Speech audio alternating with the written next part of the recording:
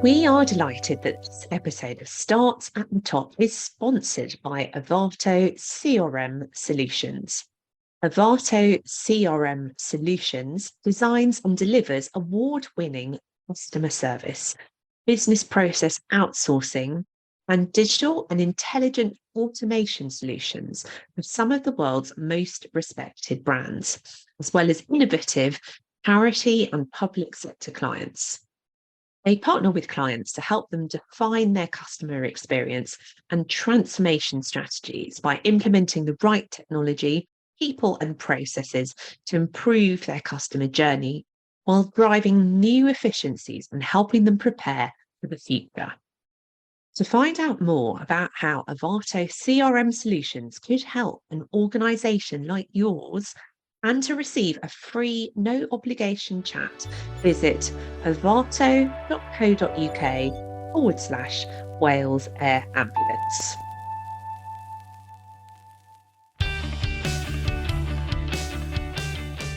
How do we increase digital confidence? And over the next couple of years, I want people to feel more confident about asking questions about digital. I don't want people to kind of feel they have to know everything about digital. Welcome to a brand new episode of Starts at the Top, our podcast about leadership, digital and change. I'm Zoe Ammer. And I'm Paul Thomas. Our podcast is all about leadership and brings you interviews with leaders who we believe are driving positive change in the world. Change comes in many forms, and we're equally interested in speaking to leaders who are making incremental change and shifting the dial within their organisations, as we are speaking about huge systemic changes that impact the world of work. The driving force of this podcast is to share these stories across sectors and industries so that we can all learn from each other. And today we're sharing our conversation with Alice Kershaw, who's Head of Digital Transformation at the Wildlife Trusts. Alice is responsible for coordinating and supporting the strategic root and branch digital transformation of the Wildlife Trust's 2030 strategy. See what they did there? But what's nice about this conversation is that we're both big fans of getting out into nature. So although the Trust's work is quite familiar to us, it was lovely to hear more about the digital side of their operations, guided by the wonderful Alice. Before we get to the interview, there's a huge story in the news this week about Russell Brand, who has been investigated by The Times, Sunday Times and Channel 4's Dispatches on allegations of rape, sexual assault and abuse. Allegations that we need to say that Russell Brand denies. And why is this relevant to us? Well, we thought this was a topic that we should discuss, albeit not a pleasant one. Not least because in this season of episodes, we have spoken to Somasara, who was author and founder of Everyone's Invited, which is an anti-rape movement organisation, which allows survivors to share their stories through testimonies anonymously on their Instagram and on their website. And we will share details and links back to that episode in the show notes. But also because I think there's a big discussion to be had here about online influence and how it's being used to weaponize social media followers to create counter-narratives that protect the people at the centre of these allegations. And what was fascinating about this was something I heard on the Newsagents podcast I was listening to yesterday about the whole Russell Brand case. And they were saying that the speed of response to when the story started to break on, I think, Friday, Saturday, and then straight away it almost became a kind of online culture war between people saying that they believe the survivors and then other people saying this is an attack by the mainstream media on Russell Brand, was incredibly fast. And this is a real insight into the way that stories break on social media now and how people discuss controversy, isn't it? Yeah. And also about the power of individuals over institutions where they do have quite powerful numbers of followers on channels like YouTube. So Russell Brand has millions of subscribers to his YouTube channels. Has other social media outlets, and we're seeing this more and more with a lot of these sort of controversial figures, I guess, who are sort of building this narrative against, it's them versus us. It's the big news media against the common person, the common man in this case with Russell Brand. And it was just interesting to see how quickly that army was sort of whipped up into support of Russell Brand, as you said, particularly on Saturday, without really having seen any of the allegations put in front of them. I think it sort of started as he posted a video to YouTube before it even been published on the Times site, and certainly before dispatches had gone out on Saturday night at 9 p.m. I'm thinking all of this is actually a really good indication of what we're going to see happening in the 2024 election, and it probably is going to be even worse. And the implication there for the charity sector, which is obviously where I spend all of my time, is about these kind of culture wars springing up very quickly online, where supporter bases have already been developed in parts of the internet, which, because they're so led by their values, quite rightly, charities may not be spending a lot of time, how those communities can be mobilized, and also how it's incredibly difficult to have any kind of balanced discussion, particularly about sensitive issues on social media now. So I think some of the really fraught things we've seen coming up on social, where probably I'm sure a lot of us have felt very protective towards people we know that are survivors,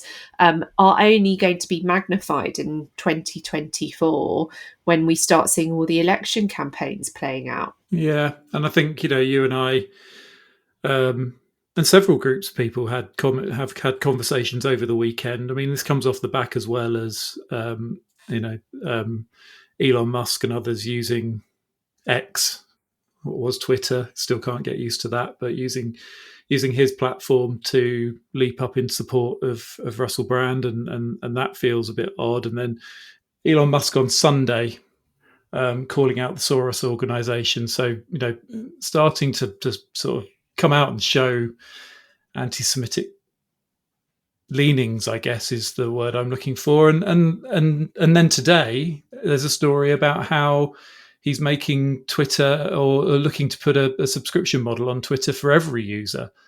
And you kind of, the conversation we had was that platform, although we all sort of, we've made great connections on it and it works really well from a business point of view and an information sharing point of view, the only reason really to be on his channel anymore is to almost sort of, not let them get away with this, turning it into such a niche hate channel, essentially. If it's going to be a channel where this type of behavior is tolerated and even supported, then it's not a place that I want to spend any time. But I kind of don't want to throw in the towel either and say, well, look, it's an open channel, go off and do what you want to do. But the minute he puts a subscription model on top of that as well, it just becomes a real challenge, I think. It really does. And I'm sure there's reasons why he's having to do that, because of commercially where Twitter must be at the moment. But yeah, I mean, I think what's going to be hard for charities who will be looking to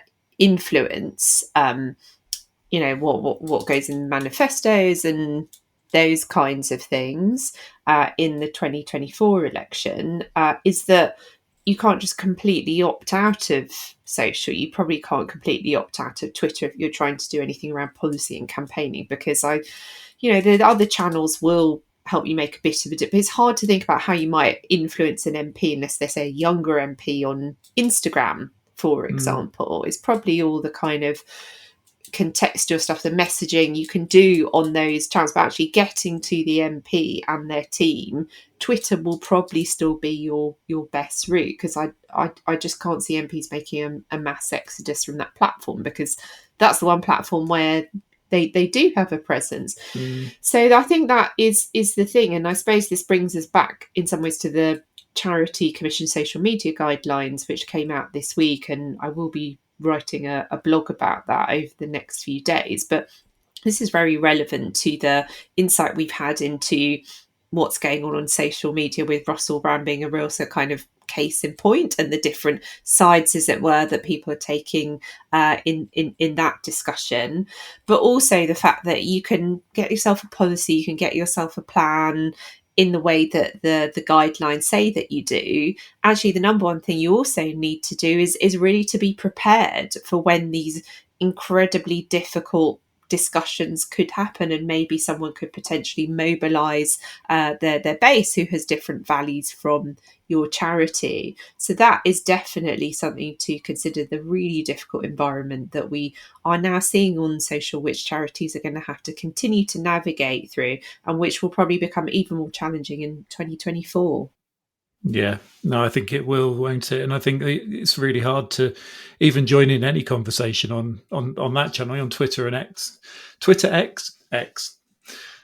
It's really hard to see any conversation on that without sort of delving into the comments and seeing such an array of sort of that sort of mobilization, that kind of, taking over of the conversation is just really, really tough compared to what it used to be, compared to the channel that we all, hope and wish it will be. That Threads isn't quite yet. You're right. It's still the de facto channel. I wonder how that will change when the subscription model, if it happens, comes in, and when he starts to charge everyone for their use of the platform, how many people will move away from it. But I would suspect that mainstream media and politicians, journalists, all those people that use it as a channel today will probably just cough up the money. I don't know. Will depend, and we'll have to see, but certainly be interesting going into 2024. There are some very weird behaviours, aren't there? Perhaps they're getting magnified because of the political and economic tension at the moment, which are only going to ratchet up next year, aren't they? Because I think one of the things that I worry about most in the context of the charity sector is, it seems to me that a key thing that the sector does is about, calling truth to power effectively. And it's really hard to do that when people have such a strange relationship with the truth online. And you highlighted when we were talking about this earlier that with the Russell Brand case, and obviously he has denied the allegations, the fact is that people were making this rush to judgment before they had even seemed to have heard anything about the details of the Dispatches programme. And since when did justice become a spectator sport? That feels like part of what social media is now, this kind of gladiatorial exercise in picking a lane. So I think that this really highlights how much of a difficult climate this is for organisations who are there to shine a light on what's going wrong in the world and what needs to change. Yeah, no, I completely agree. There was a great article in The Spectator that we will link to by Sam Leith that I think we'll link to in the show notes. I think everyone should go off and read that. But yeah, you're right. The cult of personality, isn't it? It's he can't have done these things because literally out of the mouths of some of the journalists on GB News, I mean, that's not necessarily a space that we're going to pay much attention. But literally sort of saying, well, look, I'm going to believe Russell Brand over the allegations because I know him, because I watch his content. Really? So a couple of years of watching him on YouTube, and you think that's enough reason to give him a pass for all of this bad behaviour?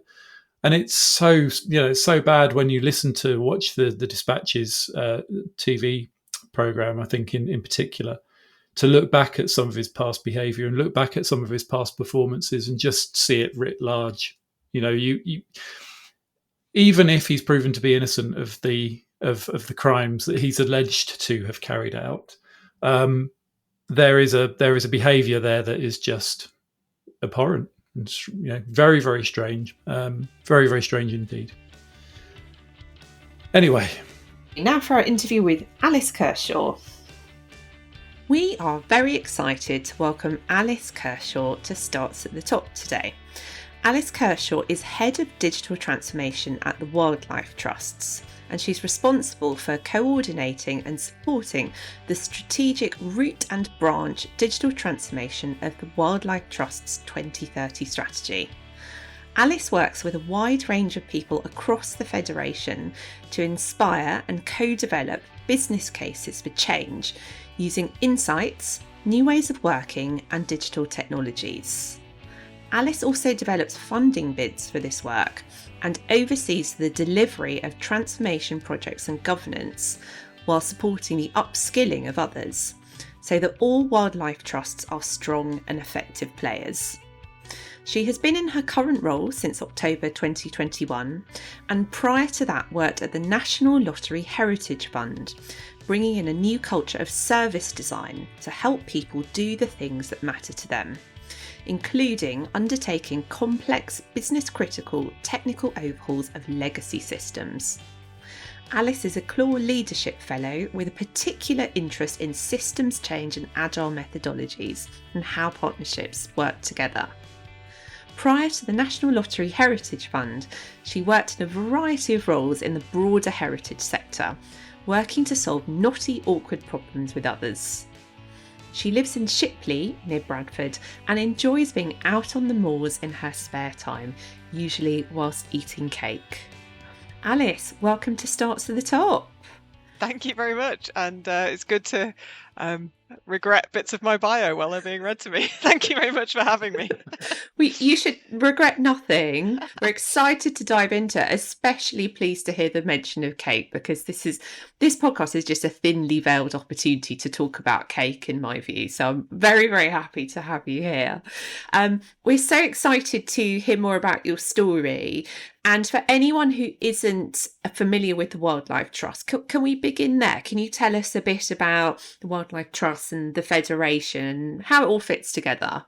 Yeah, it does make us sound a little bit like Star Trek when we say Federation, but effectively... That's no bad thing. I think it's great. I think it works very well. So we are a federation of 47 fiercely independent charities that work together for the same goal. So I work for the Royal Society of Wildlife Trust, which is the central charity, but there are 46 other wildlife trusts that cover the UK. There's one, wherever you're listening to this, if you're listening in the UK, there's a wildlife trust in your area and on some of the islands as well. So we effectively have, so like the Isle of Man has its own wildlife trust too, as does Alderney, as does the Isles of Scilly. And so they work and manage reserves. They have members in every patch. Basically, we have nearly 1 million members across the UK. Collectively, we're one of the largest environmental NGOs in the UK, but we work really locally, and that's a kind of key aspect of the Wildlife Trust Federation. So there is a slight difference between the organisation I work for, which has a UK remit and supports those trusts, and what the trusts themselves actually do. Wow, that's really interesting. And we're going to hear a bit more later about how that structure is working in terms of your digital transformation. So perhaps that's a good place to begin, actually. Can you tell us about the digital journey so far at the Wildlife Trust and what you've learned along the way?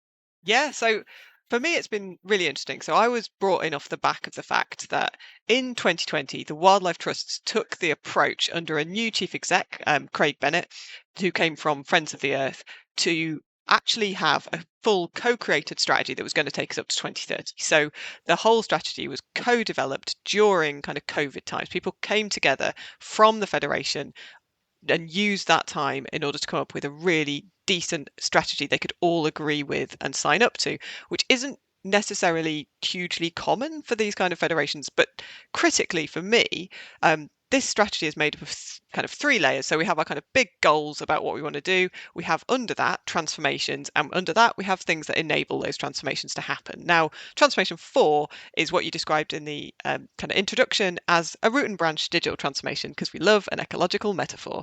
But effectively, that was the thing I was brought in to support.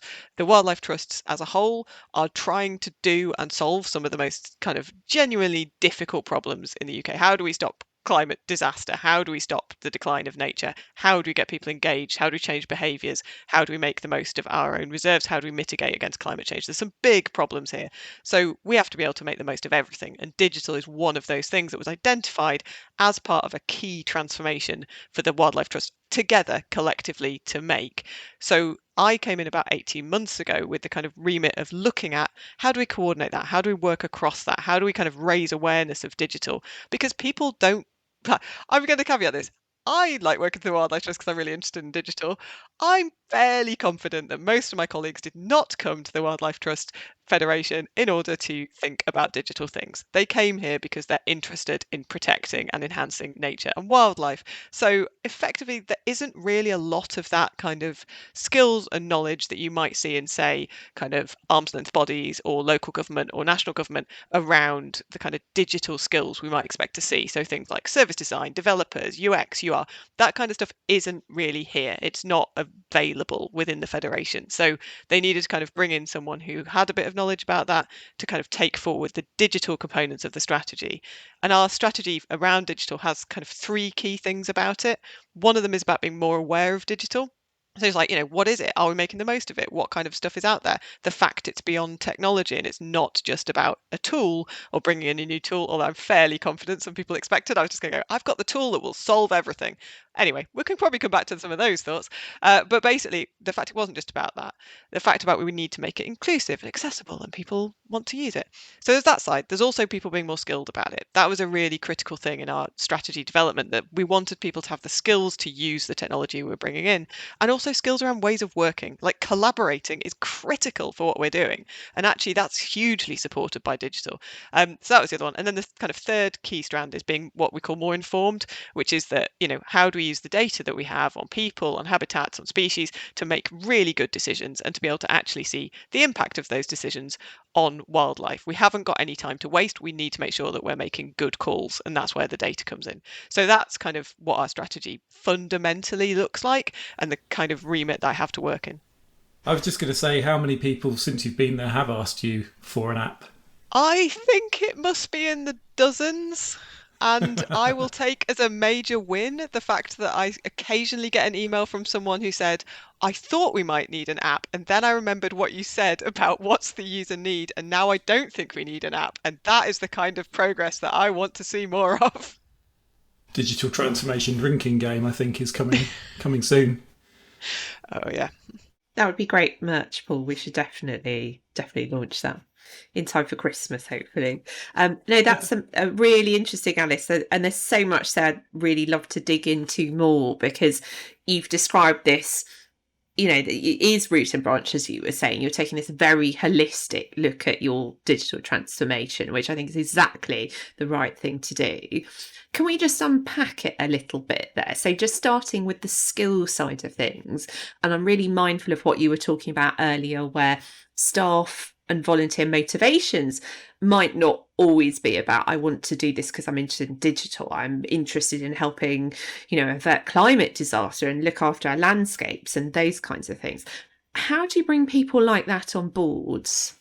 So there's been a couple of different ways, and I suppose the initial answer is in as many ways as possible. So we do stuff like I just put out a podcast today with our one of our EDI leads that's gone out on our internal intranet, which is called WildNet, which is all about digital accessibility and inclusion, because we know that there's really big connections between kind of accessibility and climate change and who's impacted and all of that. It's a really important thing. So how do we tie that into the values that the organization has? So it's things like that. It's quite specific stuff. Like I've been running a course called Agile for Beginners, which is all about, but not pitched as like, oh, this is digital skills, but like, how does this help you manage projects? We are dealing with really complex projects. So actually, this is a methodology that works quite well and also is already in use. We have projects where, you might test something out on a reserve, see what happens, get that feedback, then test something again. So how do we make the most of that? So some of those skills courses that I run myself.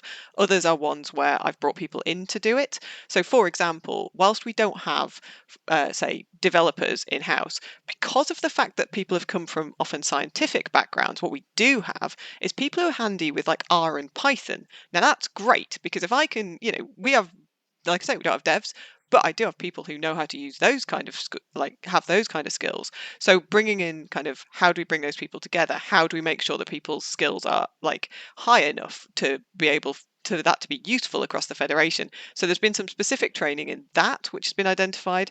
And we're also working with the Open Data Institute, because we know that one of the things that we have is some real pockets of great high data literacy, really, really strong. But given what our ambitions are, we have to be able to have something that can be rolled out a bit wider around that. So we're looking at kind of data skills specifically related to the kind of data we have, because we want it to be, specific to habitat data and species data, and actually use some of the data sets that we use and use those as the example. So we're working with the ODI, having done a bit of research on what people want, to roll out a bit of a self-serve course. So there's the courses we do and run kind of regularly, but then there's also courses that people can access in the kind of copious spare time that no one has, but actually are much more able to kind of dip in and out of and do specific little bits when they need and when they find useful, that's hopefully based around real use cases they're going to have. So that's the kind of skills work we're looking at, but there's definitely a kind of wider ambition to build in the kind of business as usual skills approach, because obviously our technology is changing all the time. The things people need to know is changing all the time. We can't just keep doing one and done. So the data one, I think, will be an interesting test to see if that self-serve approach works, but I am quite keen to see that in the future we have a lot more skills training that's just available in a number of different formats as people need it, and changes and updates. That's a great approach, isn't it? And I love what you've picked out there around helping people identify the skills they already have and those transferable skills around data, and also where they get to apply those skills as well in a day-to-day setting. And then still on that skills piece, because you talked about the need to keep growing those skills, how do you incentivize that with staff to get them to keep moving ahead on that journey of developing their digital skills? I think it's always a challenge because our resource is very tight. And so I think there's something around working with, for example, HR teams, working with our training teams, working with people who are delivering training to make sure that it is always available. There is wider ambitions around, do we need something like digital champions? Do we need to kind of really focus in on kind of train the trainer approaches, which works quite well for things we do. For example, around our carbon work, we have train the trainer there where people are within trusts able to then pass on that training. I think the incentive is always how it makes people's jobs easier and frees up time to do the things they actually want to do. The incentive is not digital is interesting. I think digital is interesting. I am well aware that that's not the incentive for anyone else. So I do a course, for example, which is called Stop Inbox Overwhelm. It's all about digital ways of working. If I called it digital ways of working, no one would go to that. So it's like, what are people telling me? They're telling me they have too many alerts. They have too many bits of information. Well, that's about, how do you make the most of collaboration softwares and ways of, that was the right word. Collaboration software and ways of working that come from the kind of more digital space and internet era ways of working, as is phrased in, the good old public digital definition. How do we bring those in without making them seem scary? So we have people, for example, will do things like make a user manual of me, which is great, that comes from kind of digital background, but actually enables them to have good conversations with their colleagues about how they free up time to do what they need. So it's digital without using the word quite a lot of the time. We've come across that many times, haven't we, in our conversations, Zoe, where it's sort of skirting around the issue and saying, well, actually, it's learning the digitalness of everything that you've been doing already. And I've found 2 or 3 organisations that I've worked with who I've said, well, that sounds like agile project management, the way you're doing that as well. The way you described it, that you'll find pockets of people doing things in a way that you just recognise as being badged with a digital name, but the digital name or labeling it is really unhelpful. So how do you sort of do that with I imagine you've got quite a diverse internal audience and quite a big age range, I would imagine. Yeah, I find it's a big age range, it's a big skill level range in terms of digital. It is a hugely expert organization, which is quite an interesting place to work. The level of specialism is often very, very high. So everyone is incredibly passionate and incredibly good at what they do, which I'm sure is true of every organization, but I will say I have found that quite striking here.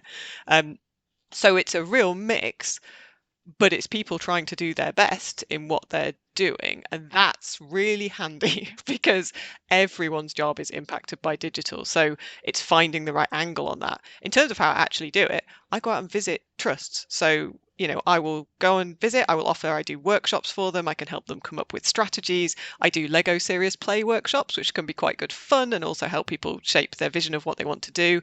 And also it's nice and disarming because it's not pure digital. I'm not turning up with a load of Miro boards, although I'll happily do that as well. Whatever people want. Go out, talk to people, see what people's jobs are really like. But I also have a couple of parts of the governance of the Transformation 4 program, the Root and Branch digital transformation program, is that we have a digital transformation delivery group and an advisory group. These are made up of people from across trusts. So the delivery group is people who might be an IT manager, they might work in comms, they might manage a GIS mapping platform.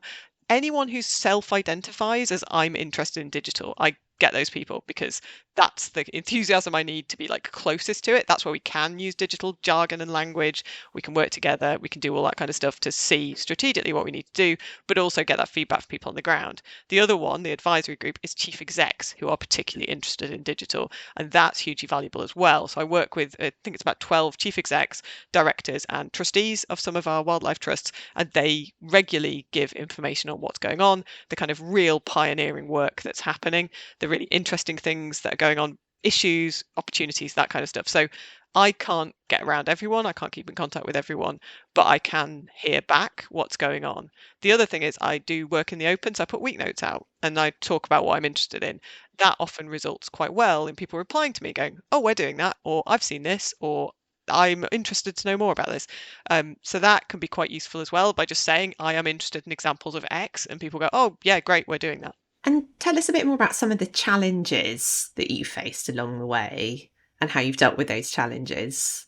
So I think there's the initial challenge. I mean, I'm fairly sure I'm saying things that loads of people have said on this before. The initial challenges of like tech will save us. It's like, great, we've got someone in, they've got digital in their job title. They'll solve it all by bringing in some new thing or fixing the old things in a way that we didn't think about, and it'll all be fine. And I think my approach of it's more about the culture and the ways of working than it is about finding a brand new shiny tool is a challenge. And it's been a challenge where I've worked before. It's certainly not new to this, but it's that expectation management of the quick wins are not always that quick. Some of the things are going to take a bit of time. And without the resource available there of, for example, you might see something you want to do, but if we don't have developers, if we don't have user researchers, my level of confidence in that being definitely the right thing is not always high. So there's something there around how I make sure that the research that's going into what we're doing is good enough quality to be able to define the tools that are coming out of the other end. If it is a tool-based solution, is definitely a challenge. So that kind of lower awareness of kind of user research as opposed to, we're great with analytics, we're great with looking at data, and we're pretty good with insight on species and habitats, but the stuff around people and exactly what they need from us has been quite an interesting journey, I think, and it ties in to some of the stuff I know we discussed before this around the Nextdoor Nature program, which has taken a different approach to this, and I can come on to that in a minute.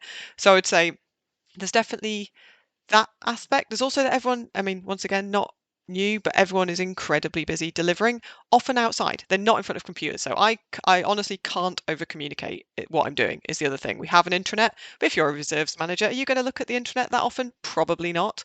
So I need to make sure that I'm getting stuff in, like, staff briefings and emails, and like I say, physically going to places and talking to people is really critical. And so for me, the challenge of how do you get to 3,000 staff, most of which are not in an office? That is a really critical challenge. So I rely slightly more than you might expect on kind of word of mouth and turning up at staff meetings, things like that just enable people to be aware that I'm there. And then when they're thinking about something digital, they might get in contact with me. But that's definitely a challenge. The other one, which I would just flag, which is probably also not unusual, is just that kind of connection to kind of that thing where when you get an email from like LinkedIn and someone's like, oh, I've got this great AI thing I want to sell you. And you go, oh yeah, that's clearly rubbish, delete.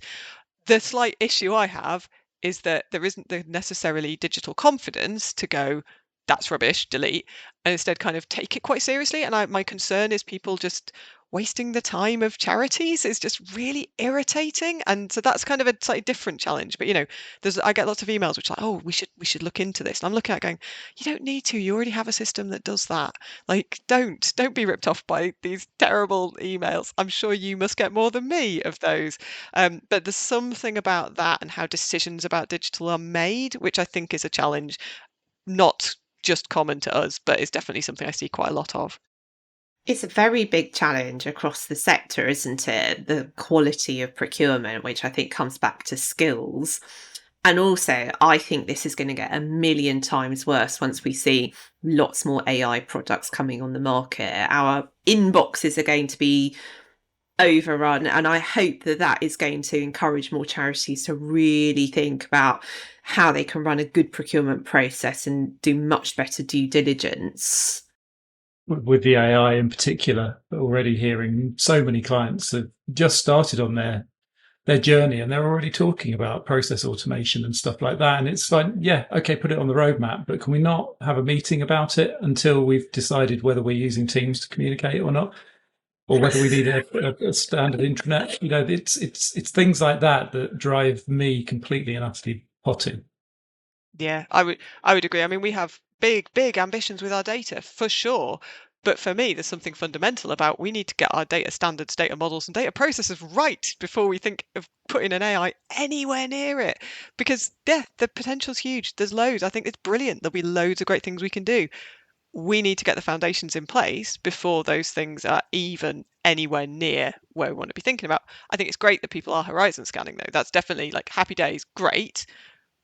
But the link between where we are now and where we want to be, it's let's be sure we're going to be making the right calls with that. It's about readiness, isn't it? It's about getting yourself into the position to be ready to use these technologies.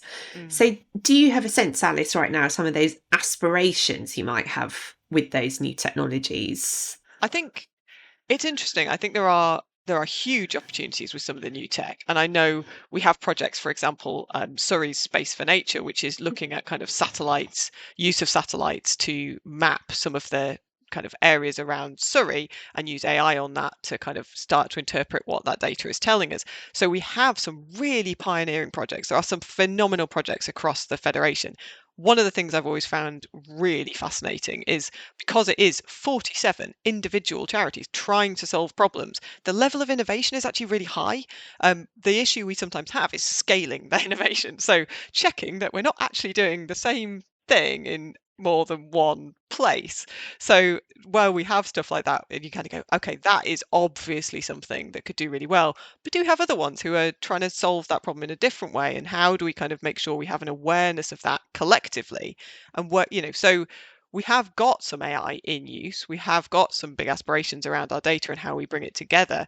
I think for me, there's such an obvious kind of way to look at our impact by bringing it together at scale. We work locally, but we influence nationally. So how do we make sure that we are using data both ways so that we can support those decisions being made on a local level, but we can also see at scale what's going on? Because our members, our species, and our habitats don't know where the boundaries are between wildlife trusts. They're not visible on the ground. So it means that things cross them all the time. And we, at the moment, don't have the biggest awareness of what's actually going on there in terms of kind of single supporter views, in terms of real impacts on certain things. So we want to move towards a point where we have that at our fingertips, we have it self-serve, we have it across the Federation. And that's definitely a really big ambition, along with putting communities at the heart of things and actually working more with, so just to confuse things, Federation is the trusts coming together. We call the Wildlife Trust movement the kind of wider membership campaigners, people who work with us.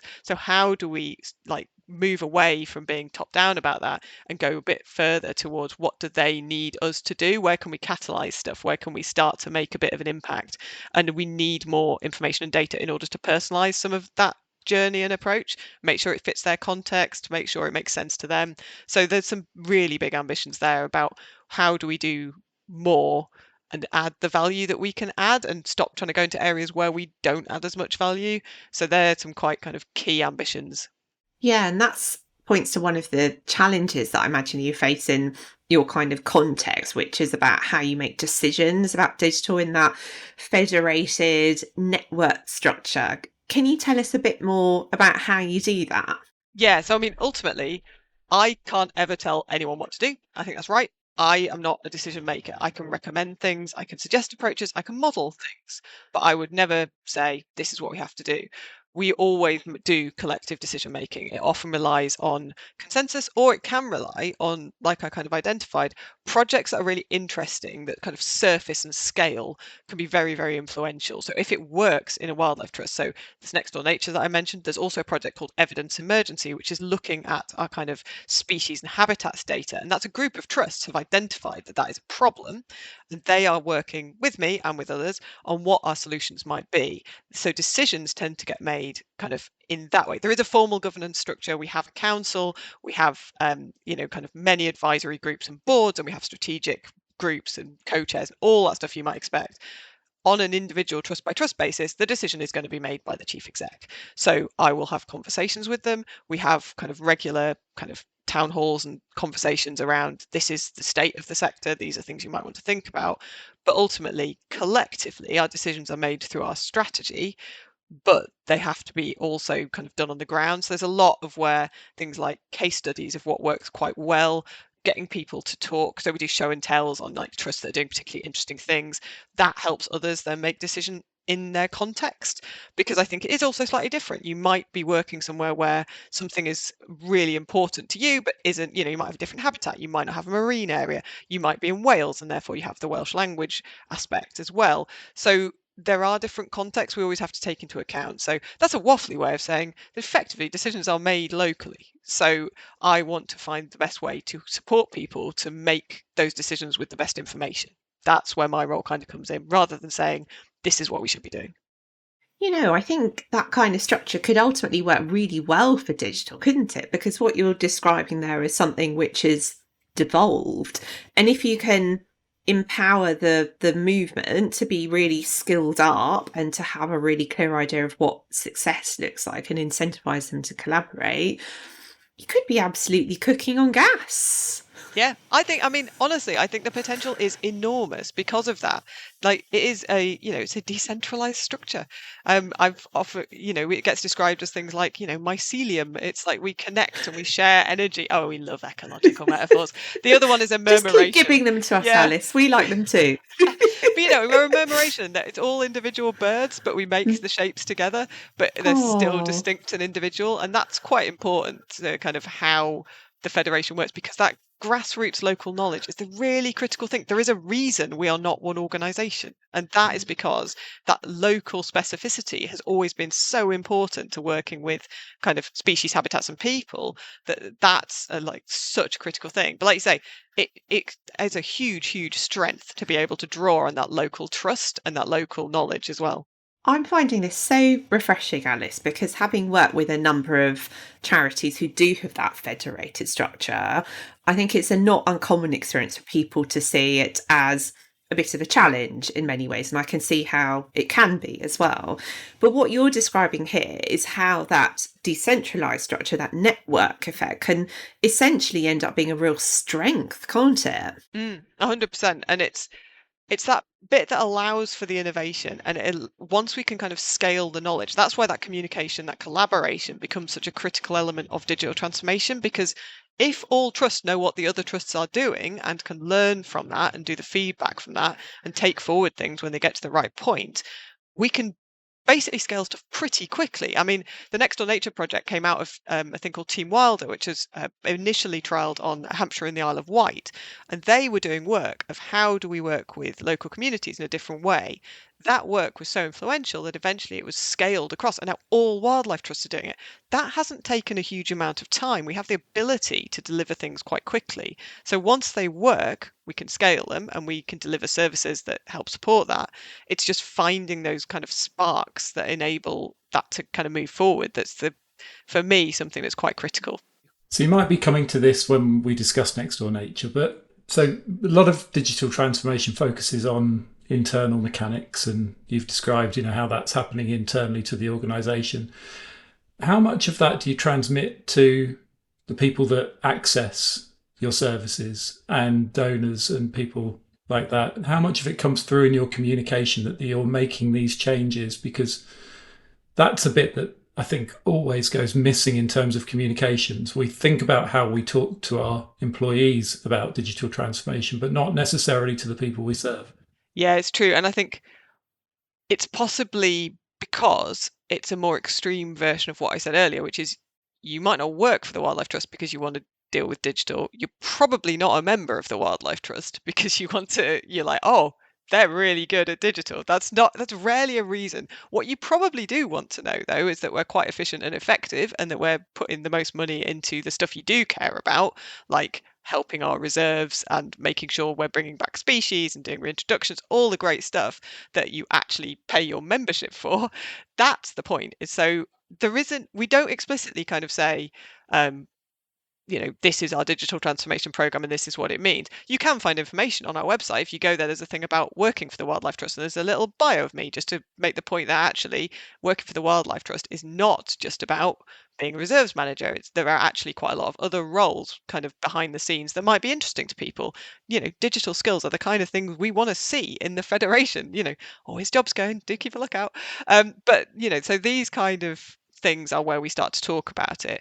What you tend to do is see it. So we kind of showcase the projects that are doing really interesting things. We start to put out new tools, new approaches. There's things being tested. There's new ways of doing comms that you might get tested. We're not necessarily going to say this is a digital transformation test of a new way of communicating with you, because I think that might be weird. I would love to get more week notes public. At the moment, my week notes are done internally to the Federation. And one of the reasons I want to do stuff like this podcast is to talk a bit more about what we're doing to an audience that might be interested. I think I am quite keen to try and think about how we talk to an audience who might not be so interested. But I think it's probably the show don't tell element, which is you will get a better experience from us, and that will be the digital transformation, rather than us necessarily kind of telling you that is. So there's a group of organisations based around Derbyshire Wildlife Trust who are working on what's called a digital membership hub. They are quite explicitly a digital transformation project. I've been training them in Agile, I've been running it as an Agile project. They've been doing it in sprints, and this is all about putting out kind of marketing information, getting that feedback, doing A/B testing, all that kind of good stuff, but very explicitly doing it in a digital way of working way. You wouldn't know that from getting any of their comms, but you would have a more personalized experience than you've previously had with the Wildlife Trust. And it is having some success in people kind of being happier with the comms they're getting, more people becoming members, more people taking part in actions for nature, those kind of things. But it's not necessarily, I don't think anywhere is it badged externally as this is a digital transformation program, but it very much is in terms of changing the way that that group of trusts works with each other and works with its kind of the public that it serves. It's interesting because I was just thinking it's a little bit similar, or the sort of the step is a little bit similar to a project I was involved in for a short time with Camera, the campaign for Real Ale. Similar kind of model, that they have lots of different bodies around the country responsible for local areas.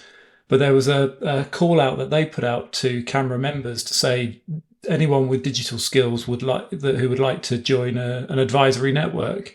And I joined it for a short period of time. It was quite hard work, but it was one of those things that sort of dropped into the inbox. And I thought, do you know what? I mean, I have an interest in Camera. I'm a member. I like beer. And maybe I can help. Maybe I can offer something that is going to help bring the organisation forward. So yeah, that sort of stuff is done, and it works and can work really quite well. Yeah, also, if anyone would like to come and advise us at the Wildlife Trust, I would happily take that. We do have people who've given us support. And when I'm talking about our advisory group, that includes trustees with digital skills, which is hugely valuable. So yeah, definitely up for that. Also, if anyone wants to give us free beer, that's also fine. Yeah, and if anyone wants to get in touch with you, Alice, to offer you either digital advice or free beer, where should they do that? So I am, given my complimentary thoughts about it, I am on LinkedIn, so you can find that. Please don't try and sell me an app, please don't. But I am on LinkedIn. I say I'm on Twitter. Who knows if I'll be on Twitter by the time this comes out? But I am currently still on Twitter, at Alice Kershaw, if you want to find me. But LinkedIn, if you just search my name and Wildlife Trust, it comes up. You can find me. But I would be very keen to hear from anyone who would be interested to talk to me about specifically anything about skills, data, or how you've made the most of digital. I would be really up for that. Sounds like a great offer. Absolutely, Kate. If anyone has any good running routes or wants to know any good running routes or where the good cake is around West Yorkshire, also hit me up. I mean, I would definitely download an app that was kind of cake based. We should Where can I pitch it. find good cake when I'm It's going funny, on isn't this it? walk? Because there's I'm a big walker as well, and you look at it's a struggle to find walks that include. It's not a struggle to find them, but there ought to be a filter for walks that include a pub and or a good cake shop or cafe where you can actually stop and get something to a rest and a bit of respite and restoration. I'd be up for that. So yeah, anywhere or just a map of the wildlife trusts that have cafes. I was just thinking, I was like, how do we bring this back? Yes. Not all the reserves have cafes, not all of them are publicly open, but there are some amazing cafes on Wildlife Trust reserves. So it is well worth having a look on your local Wildlife Trust website. There will be a list. Some of them have brilliant cafes. I can absolutely say there's some great cake out there. Oh, very good. Well, we look forward to our new podcast. Definitely. We should definitely rebrand to that, Paul. I think it'll be very apt. So Alice, you've made so much progress during the time you've been there, and the amount of things that you've done and where you see yourself going is so exciting. Is there anything, if we could go back to when you started that job in October 2021, is there anything that you wish you had learned earlier? I think there's some things I've learned twice, if you know what I mean. When you get that kind of, that initial wave where you think, oh, I'm really getting to grips with this organisation, I really understand it. And then you have the depths of actually, I do not. I still have quite a bit to get to grips with. And then I'm kind of on the second one up.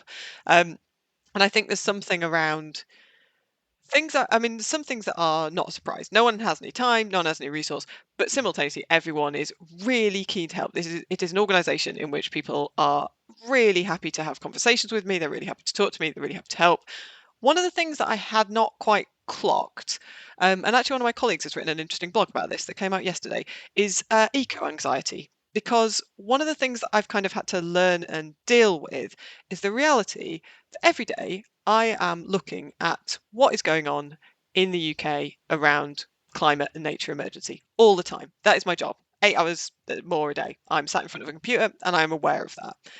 That is something I genuinely not particularly thought about it. Obviously, I wanted to join the Wildlife Trust because this was something I was passionate about trying to get involved in. But mentally, that can be a little bit of a challenge because you're constantly aware of that in your job.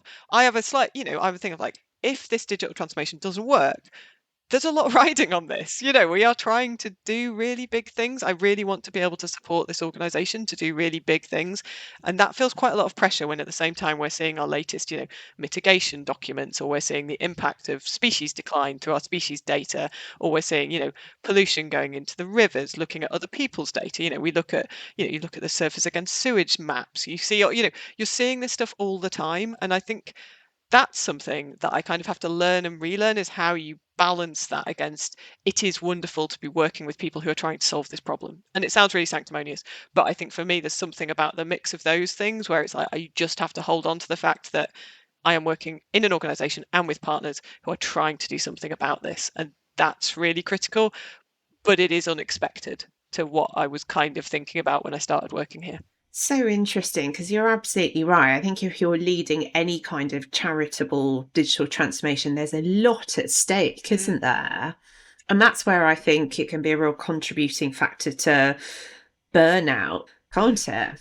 Yeah, absolutely. And yeah, it's singularly, we're not alone. Every single charity, like you say, is trying to deal with really big problems. And at the moment, the problems are the biggest they've been for quite a long time with every single charity. So yeah, I think for me, finding peer networks of other people doing digital transformation and data work is hugely valuable. It's valuable within the Federation, and there's people who I really, I lean on a lot to have these kind of conversations with, and to be able to share those feelings is really, really important, because digital is not always seen as a particularly emotional sector to be dealing with, but actually it can be quite isolating, it can be quite lonely, and you can feel under quite a lot of pressure. So being able to pick up the proverbial phone, it's always Teams or Zoom, let's be real, and have a conversation with someone about what they're doing, what they're working on, the kind of stuff they're feeling, is an absolutely vital release valve, actually.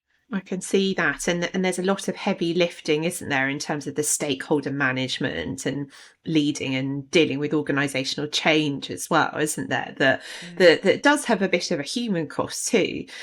So, what else do you do to look after your well-being then, and make sure that you've got that balance right? I mean, it's an interesting one because one of the big things I do for my well-being is get out into nature. So, like, I mean, it's a good fit in some ways. And so, I'm just going to keep plugging stuff. We have 30 days. 30 Days Wild comes up in June. It's open now. Sign up.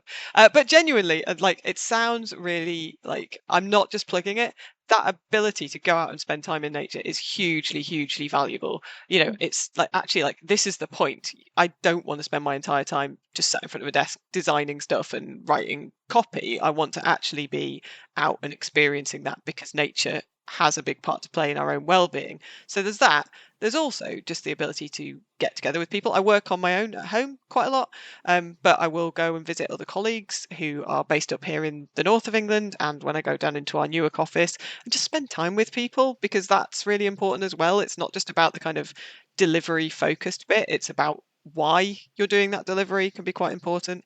And then on top of that, it's also, the usual thing of get help when you need it. Nature can't solve everything for you. If, in the past I've benefited from, engaging with local mental health networks, and don't ever feel ashamed or embarrassed of doing that because you can go for a nice walk, and I'm pretty sure we all know that, but sometimes you might need some extra help. 100%. Yeah, I think it's so important for leaders to tap into that. I myself talk to a therapist regularly, and it's almost like seeing a sort of personal trainer in many ways. You just got to do whatever you've got to do to, to keep looking after your own well-being, because I think it is a really important thing for leaders, isn't it? You can't put on anyone else's oxygen mask if you haven't put your own on first, like people always say. Very good point. So what else is on the wish list then? So if we wave that magic wand for the other things you'd like to achieve in digital over the next year or two, and we talked about your aspirations around AI, what else would you like to do? Well, so in the next year, we're going to be launching our kind of one of our actual digital product. Like everyone I work with is going, yeah, an actual thing rather than just a way of working. Anyway, so we're actually going to be launching our Nextdoor Nature digital output, so when I was talking about the fact that we want to work more with local communities and actually work for local communities to give them what they need, we've been running a project which is funded by the National Lottery Heritage Fund, which has changed the way we're looking at community organising. So the idea is that it should permeate every aspect of the project, and we should really look at what people need and want, not what we think they need and want. So that tool is going to be launching in about June, July time. And what's going to be interesting about that is that I think it's probably quite different to what we initially thought people needed and wanted. Also not surprised, I always worked in digital, but when you start to have a look at we thought they might want something really jazzy and something, really high tech, and like, do we need something that's like got loads of maps on it or works a bit like Facebook, or what do people really need? And then we brought in a consultancy called Geeks for Social Change, who have been doing some user research. They're fantastic, highly recommend. Doing some user research and starting to look at what do people actually want from us. And it turned out that what they actually wanted was quite similar to what I just described we want for ourselves, which is case studies of what's working, who's doing it, where are they doing it, what kind of stuff are they doing, what resources have they created, what can we learn from and scale from everyone else. So weirdly, we kind of didn't necessarily take from what we thought we needed and scale it. We just kind of went, oh, they're going to want something jazzier. So that's been quite interesting. So we've kind of really used that as a learning opportunity for like how to do a project differently. How do we actually kind of make sure that it's not just about the kind of stats of it being used? It's like actually we have a little bit of permission to fail. I'm hoping that it does do what people need because we've really based it on user need. But for me, the aspiration is we learn from that project, and future projects are based on that approach of what do people need from us rather than what do we think they need. We know what bits of our website are popular, but that doesn't necessarily mean that we know exactly what people need when they are trying to manage their own projects out there. So that's one that I think is a really important one of like what's that project does and what comes after that. So that's a big aspiration. But there's also What's kind of phrased making data work for people in nature, which I've kind of described around how we make the most of our data, looking at kind of really exciting stuff for me around like data infrastructure. Do we need a data lake? Do we need a data warehouse? That kind of exciting stuff, which I'm not going to go into because they're so deadly for anyone else. But like getting the infrastructure right and the culture. We have a cultural roadmap for data and we have a skills roadmap for data. So now we need to back it up. We've got to the point now where we need the infrastructure to back up those ambitions. So how do we look at that? Then we also have a kind of how do we increase digital confidence? And over the next couple of years, I want people to feel more confident about asking questions about digital. I don't want people to kind of feel they have to know everything about digital, but I would love it if people were like, you know what, I'm curious about that and I don't know about it, and I'm going to go and see what that means or what it might look like, or ask someone else publicly about it, or share what I'm finding. That I would love to see, because I think that'll be a real sign that we're getting further in our digital maturity, that people aren't kind of going, oh, it's a bit embarrassing not to know it, but instead are actually having a look. And then at the same time, there's also a thing and in our ambitions around what's kind of termed like high integrity digital. And this is like making sure our digital is meeting our values and that we have opinions on it. So when we're looking at things like AI, does it meet our ethical values? Is it something we should be using? Do we have an opinion on that? Do we need to have an opinion on that? But there's something there about like, if one of our values is having integrity, then how do we bring that into our tech? Is it making the most of what we have, having best value, having the stuff that's got the lowest carbon footprint, and having a real conversation about that alongside our wider kind of carbon mitigation? So my big ambitions around digital are around that kind of those kind of almost three-pronged things of like, let's get more confident with it, let's get our data better and in the hands of people who need it, and let's make sure that it's actually got the integrity that we deserve as a charity. I love that. I think that's so important to take a values-led approach, especially with all the many developments that are going to come through with emerging tech. And I think not enough organisations necessarily put those values at the heart of their digital transformation. And it's such an important thing to do. So that's really exciting. And we'll be cheering you on, Alice. Yeah, no, thank you. There's such a long way to go and there's so much learning for us to do. So for me, it's really valuable seeing the stuff you put out, listen to your podcast, learn from others. That's a really valuable thing. It's like, what can we draw on? We are, the things we're really good at, there's things we're really learning at, and how do we make the most of those? So yeah, really appreciate it. And it'll be exciting to see where we go, because I think the potential is absolutely massive. Brilliant. Well, we look forward to hearing how all of it develops. Brilliant. And we hope to see you on a reserve soon, cake in one hand and perhaps beer in the other. Well, I've got another app idea. That was not what I expected to come out of this. Exactly. Yeah. Overlooking your data lake. You can't have a warehouse. It's got to be a data lake. Well, it's. We were trying to work this out the other day with the metaphors of like, what does the data beavers add to the data lake? Do we need a data lodge? I don't know. I'm sure we can work it through. Amazing. Yeah. Fantastic. Thank you so much, Alice. A delight to talk to you. Really brilliant to hear about all the amazing things you've achieved so far, and very excited to hear what you do next. So please do let us know how it goes. Thank you. Thank you so much to Alice for making the time to come onto the podcast. You can find more information about the Wildlife Trusts via their website at wildlifetrusts.org. We'll be back in a fortnight with a brand new episode, this time speaking to Ben Lindsay, OBE of Power the Fight, an award-winning charity which tackles violence affecting young people. So stay tuned for that one. And you can support the podcast by leaving us a 5-star review wherever you listen to us, whether that's Apple Podcasts, on Spotify or Google. Thank you for listening, and we'll see you next time. Thank you, and bye for now.